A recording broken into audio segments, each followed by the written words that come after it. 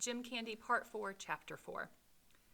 That was the first time the roid rage came over me, but once that edgy feeling came, it never entirely left. Most of the time, it was no big deal, like having a tiny rock in my shoe that I couldn't get rid of. But every once in a while, it was as if I were a downed electrical wire after a huge storm.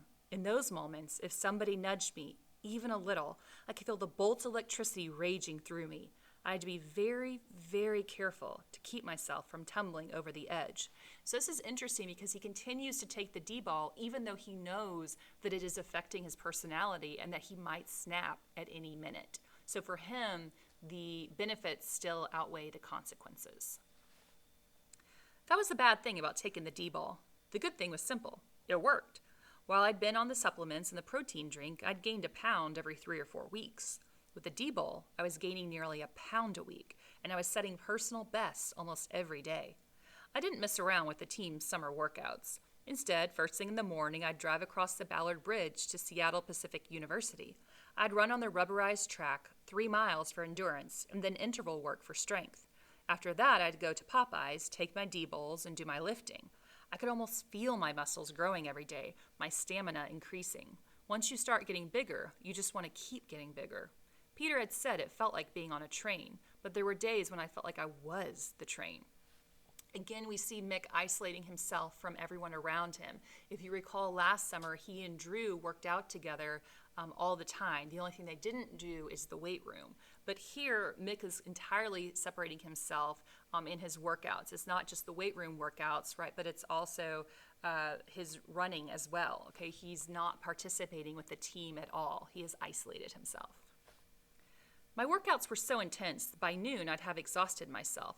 I'd come home, eat lunch, and then start working on my dad's summer project, painting the house. I started with sanding and scraping the peeling paint. Everything took 4 times longer than I figured. Most days I worked 5 hours, but that was okay. The D-ball is expensive, so I needed to earn as much money as I could. My mom would come home around 6:30. She'd make me dinner, and then I'd go upstairs and play video games or watch TV. After about a week, she asked me where Drew was. "He's around," I said. "How come I don't see him?" I shrugged. "He hangs out with Deshawn mainly." "I thought the 3 of you hung out together."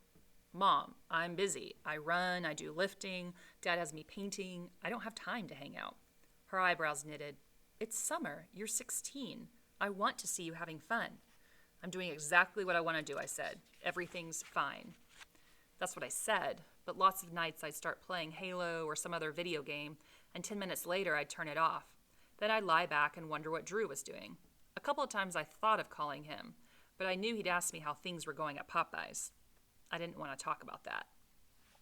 So Mick, subconsciously, he knows what he's doing is wrong, which is why he's avoiding Drew, right? Drew's kind of been this guy that's always been on the right track. He's been a hard worker, encouraging Mick, and Mick doesn't want that influence in his life right now because he knows what Drew would say if he were to tell him about the D-ball.